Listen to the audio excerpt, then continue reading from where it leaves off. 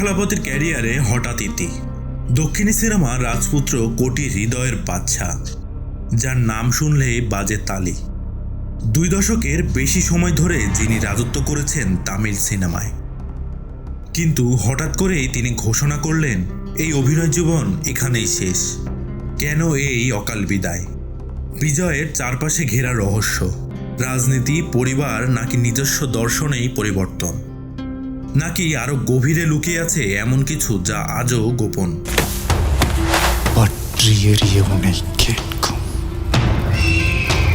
একদিন প্রেস কনফারেন্সে বিজয় থালাপতি বলেন, আমি এখন আমার জীবনের সবচেয়ে গুরুত্বপূর্ণ অধ্যায়ের দিকে পা দিচ্ছি।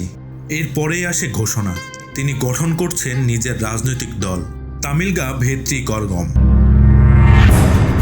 অভিনয় নয়, এখন লক্ষ্য জনসেবা। তবে সমালোচকরা বলছে ভিন্ন কথা। কারো মতে দক্ষিণী ফিল্ম ইন্ডাস্ট্রিতে রাজনৈতিক চাপ, আবার কেউ বলছে কিছু অদৃশ্য চুক্তি বা অভ্যন্তরীণ বিরোধ এর পিছনের মূল কারণ। আরও একটা গুঞ্জন ছড়ায়, একাধিক ছবির শুটিং বাতিল, বহু আগেই গোপনে সিনেমা দুনিয়া থেকে ধীরে ধীরে সরে যাওয়ার প্রস্তুতি নিচ্ছিলেন বিজয়।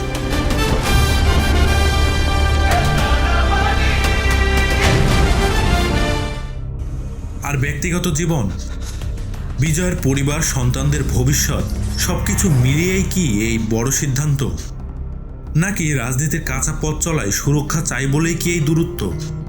তবে একটা প্রশ্ন এখন কোটি ভক্তের মনে, থালাপতি বিজয় কি আর সত্যিই সিনেমায় ফিরবেন না, নাকি হঠাৎ একদিন আবার দেখা যাবে তাকে পর্দা কাঁপাতে?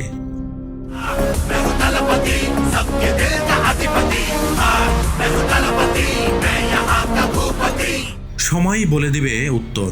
কিন্তু এ কথা সত্য, থালাপতি বিজয় শুধু এক অভিনেতা নন, তিনি একজন অনুভব, একজন আবেগ। আর তার চলে যাওয়া মানে একটি অধ্যায়ের শেষ। থালাপতি চলে যাচ্ছে সিনেমা থেকে, কিন্তু তার ছায়া রয়ে গেছে কোটি ভক্তের হৃদয়ে। আপনার কাছে থালাপতি বিজয়ের কোন ছবি সব থেকে বেশি ভালো লাগে? কমেন্ট করে আমাদের জানাতে ভুলবেন না। দেখা হবে পরবর্তী ভিডিওতে। ধন্যবাদ।